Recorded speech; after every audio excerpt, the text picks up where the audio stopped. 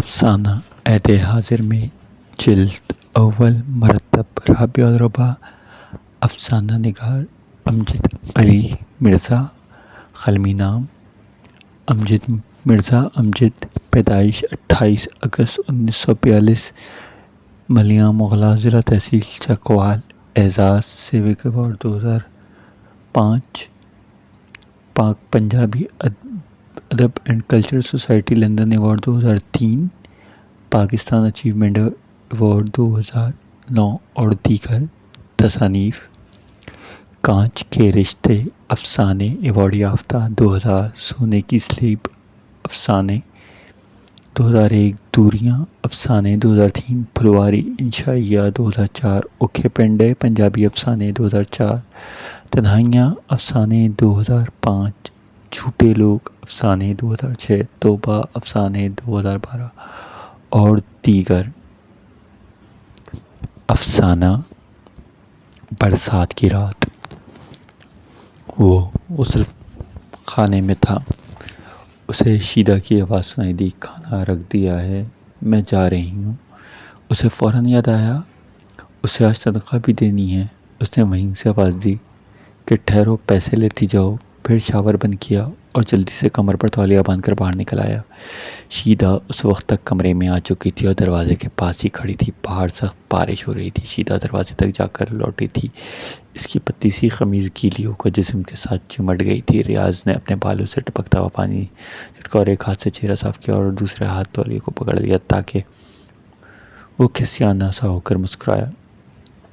माफ़ करना शीदा, मुझे डर था तुम पैसे लिए बगैर ना चली जाओ, इसलिए मैं जल्दी में निकल आया। देखो तुम भी भीग गई हो, थोड़ी देर रुक जाओ, बारिश रुके तो तुम्हें मैं मोटरसाइकिल पे छोड़ाऊँगा।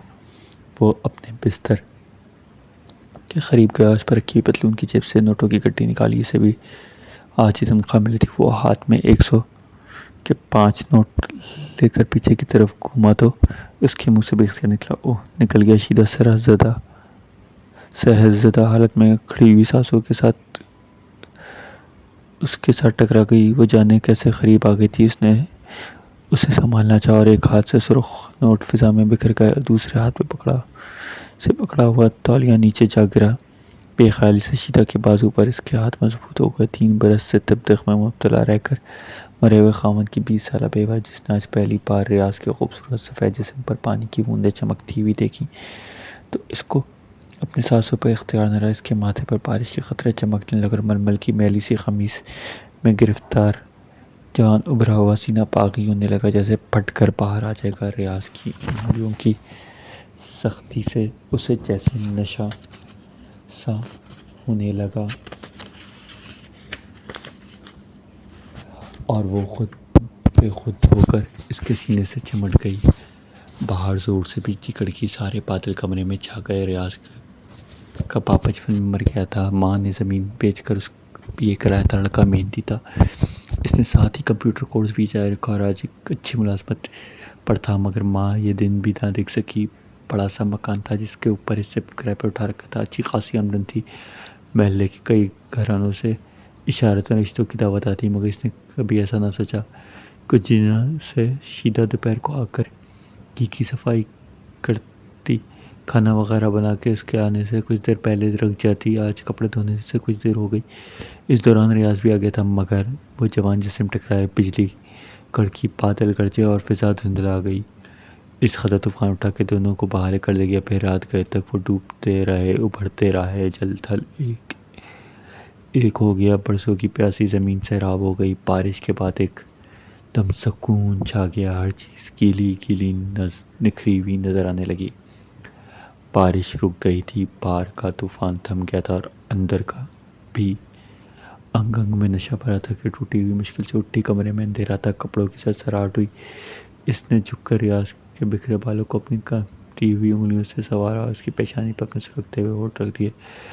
थरथराते हुए होठ काँप कर रह गए। वो कुछ कहना चाहती थी मगर कह न सकी। रियाज मुस्कुराया, रोशनी जलाई। वो चादर ओढ़कर बिस्तर पर ही बैठा रहा, इसका हाथ थामे कुछ देर देखता रहा, मुस्कुराता रहा। फिर साथ बड़ी नोटों की कुप्पी से 100 के 5 नोट और निकाले, इसके हाथ में दिए। इसके चेहरे पर बदस्तूर मुस्कुराहट नाती थी। वो बोला, शीदा,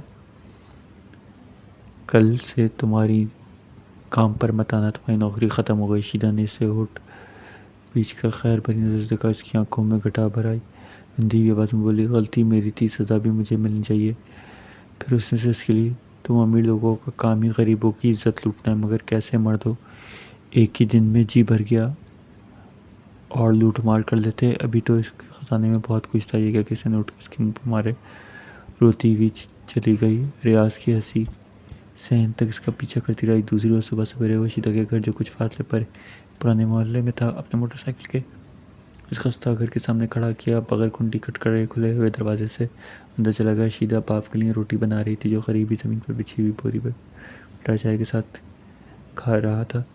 शीदा, एक मोटा सा पराठा वो जब भी बना दे, 7 सालों तक दे देना, मैं चाय के साथ पराठा नहीं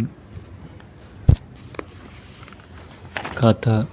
और याद रखो, आगे से मैं ठंडी रोटियां नहीं खाऊंगा। माँ मुझे तवे से गर्म उतार कर खाना खिलाया करती थी। शीदा की आंखें उसे टिकटिकी बांध कर देख रही थी। मुंह खुला और सांस जैसे रुक गया। तवे पर रोटी चल रही थी। फिर रियाज ने इसके बाप का हाथ पकड़ कहा, चाचा, मेरी ना माँ है, ना बाप है, ना बहन है, ना भाई, जो तुझसे आकर शीदा ओ नहीं रशीदा का रिश्ता मांगते। लिहाजा ये काम मुझे ही करना पड़ा। ये लो 10,000 रुपये, अच्छे से कुछ जोड़े और हल्का सा सेट खरीद लेना। इसे भी साथ ले जाना, जो भी पसंद करो, और तैयारी क्या करनी होगी, सब बेकार रस्म रिवाजें। हाँ, मगर एक शर्त होगी, इसके जहेज में तुम साथ आओगे, ताकि जब दफ्तर जाऊँ तो ये अकेली ना हो। मुझे भी घर में एक बुजुर्ग की ज़रूरत है। रियाज ने शीदा को जली हुई रोटी उतार कर तवे पर पराठा डाल रही थी, मगर इसके हाथ बुरी तरह काँप रहा था। चेहरे पर शर्म की लाली थी, जिसमें खुशी और फ़ख्र की झलक नुमाया थी। चाचा मुंह में निवाला रखे गंग बैठा अपने आंसू पोंछा था। शीदा ने तवे पर पकते हुए पराठे पर एक चम्मच भरकर और घी डाला और मुस्कुराकर अपने होठ काटने लगी।